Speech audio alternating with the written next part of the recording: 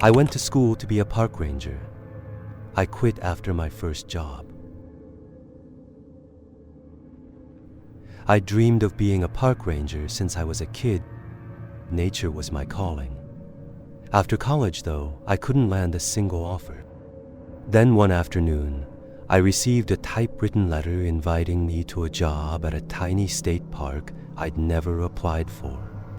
My old advisor went pale when she saw the letterhead and begged me to say no. I shrugged it off. What else did I have to lose? A quick online check showed glowing reviews. Perfect trails, perfect weather, perfect everything.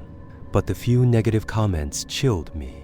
Stories of hikers vanishing, mysterious signposts leading lost souls deeper into the woods. My bank account was empty, college loans were looming, and ramen was getting old.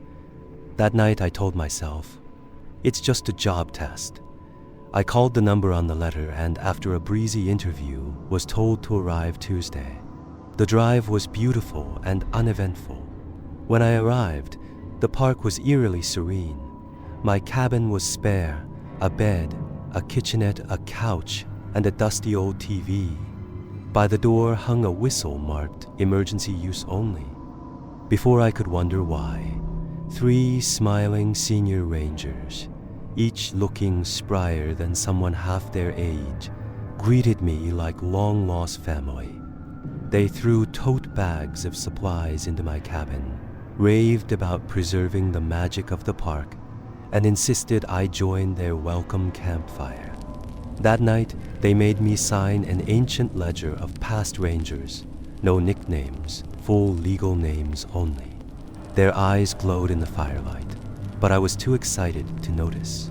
Over the next 2 weeks, everything was perfect. No accidents, no crime. Guests loved the place, and I felt healthier than I'd ever been. My advisor's warning drifted away like smoke. Then came late autumn and a maintenance meeting around the fire. They instructed us to take down or reverse every trail sign for 3 days only, so that hikers would wander off course. It's for the park, they said. I laughed nervously. But people will get lost. Nobody answered. Finally, Sherry, her voice calm as mist, said, "The park demands a sacrifice." Laughter died in my throat. I stared at them, waiting for the punchline. Silence. Casey simply said, "Be ready at 7. My heart pounded.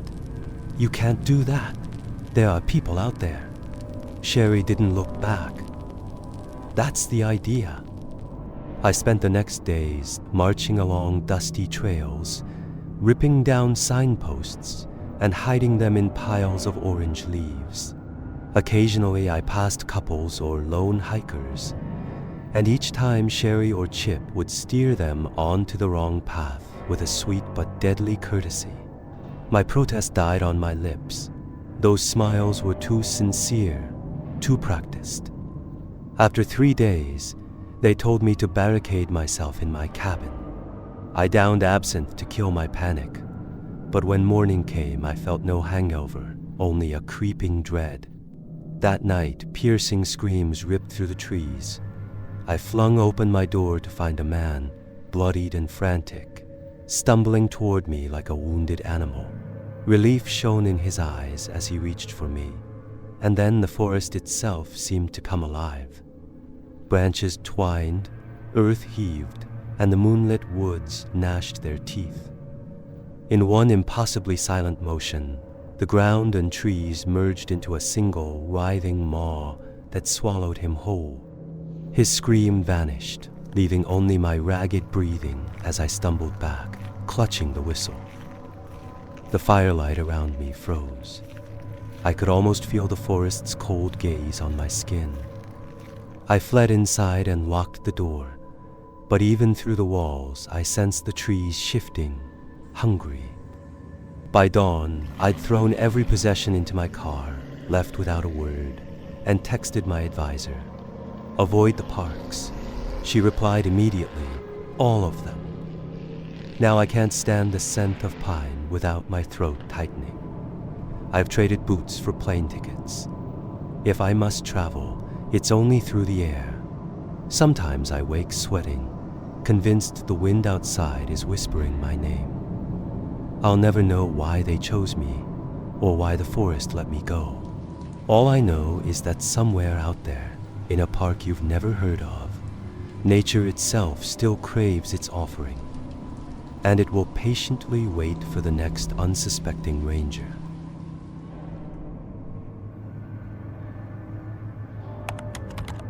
Why I quit my job as a park ranger. I'm Denver Dark, 19, fresh out of high school and stuck alone in a cramped radio room at Caledon State Park. My shifts are usually dull, unlocking bathrooms, guiding lost campers, breaking up drunk fights over the airwaves. But one evening, at exactly 6 p.m., the radio spit static, then a terrified girl's voice. "Hello? Please, something is chasing me." My fork froze midair. "Caledon Station, this is Ranger Dark. Stay calm, where are you?" The old watchtower, northeast side. It followed me out of my cabin. "Hurry." A low growl crackled through the speaker, then a window-shattering crash and silence. My pulse thundered. Had I just heard her die? I yanked down the park map. An hour's hike, max. I grabbed my shotgun, loaded extra shells, flung a flare gun, flashlight, spare radio battery, and pocket knife into my pack. Adrenaline numbed my fear as I stepped into the cool dusk, cicadas and crickets singing in harmony with my pounding heart. 10 minutes in, the insects fell silent. Sunset bled away. I pressed on, boots crunching on leaf-strewn path, branches clawing overhead like skeletal fingers. The forest pressed close. I felt watched. The tower rose before me, 70 feet of rotting wood and rusted metal. My legs shook. I climbed the first steps, vision blurring, nausea surging, then snapped upright, as if jolted by a scream no one else heard. The air felt heavy, alive. Halfway up, I flicked on my flashlight. 50 feet away, 2 green eyes glowed from the underbrush, vibrous, hungry. I barely stifled a gasp. The eyes winked deliberately, then vanished. At the hut's hatch, I paused, breath ragged.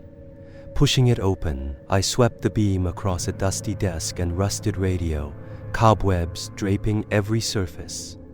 No blood, no footprints, only decay and the stale stench of abandonment. On the desk lay a stack of yellowed newspapers. I pried one free. October 1978, headline, "Woman killed atop watchtower by Wampus cat." The article described a massive black panther with glowing green eyes, said to mimic cries for help. Victims' bodies were found mutilated, limbs missing, yet locals claimed they still heard her calls at night. A rasping growl snapped my head around. There, filling the doorway, stood the Wampus cat, 8 feet of sinew and scars, claws like sabers, fangs dripping saliva. Its green eyes locked on me, unblinking. Instinct took over. I fired the shotgun. The blast knocked me back. Smoke curled in the beam. A slug tore into its flank. Blood spurted. But the beast scarcely faltered. It charged. I dove aside, firing more shells blindly. One grazed its haunch. It yowled in rage. Pins of pain shot through my arm as its claws raked my back. I collapsed to one knee, blood soaking my shirt, breath ragged. Clutching my knife, I lunged upward, driving the blade into its neck. The cat reared off me with a guttural roar, pattering a few paces before turning and sprinting back into the black woods. Shaking, I scrambled to my feet, snatched the shotgun, and fled down the stairs. Each step was agony, but I didn't slow. Branches whipped my face. Roots threatened to trip me. Behind me, heavy paws thudded, then faded. I burst through the radio room door, slammed it shut, and leaned against it, chest heaving. Relief washed over me like a wave. I peeled off my shredded shirt and reread the newspaper clipping by flashlight. The last line chilled me. At night, locals still report her desperate cries echoing from the tower. Had I truly saved someone or just joined her ranks? Before I could think further, the radio crackled back to life. "Hello? Is anyone there? Please, help me." My blood ran cold. I set the handset down and stared at the static, knowing the forest never forget, and that some calls should never be answered.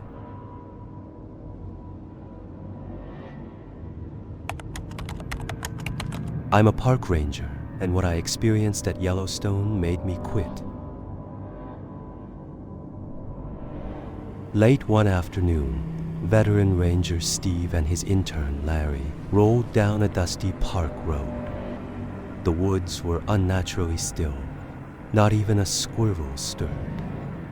As they stopped at a trailhead, a low, unrecognizable rumble rose from the forest floor, too deep for a bear. "Stay close," Steve whispered, grabbing his binoculars.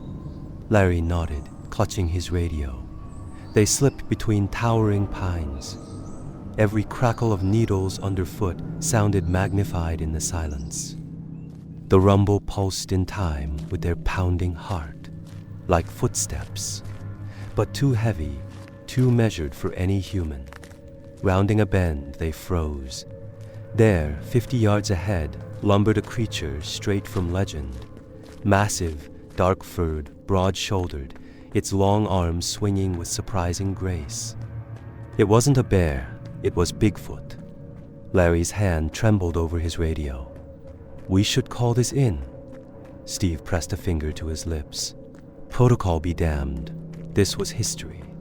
He raised his camera with shaking hands and fired off a shot just as the creature paused, its fierce eyes locking onto the lens. Time stilled. Then, with a thunderous roar that shook the air, Bigfoot bolted into the underbrush.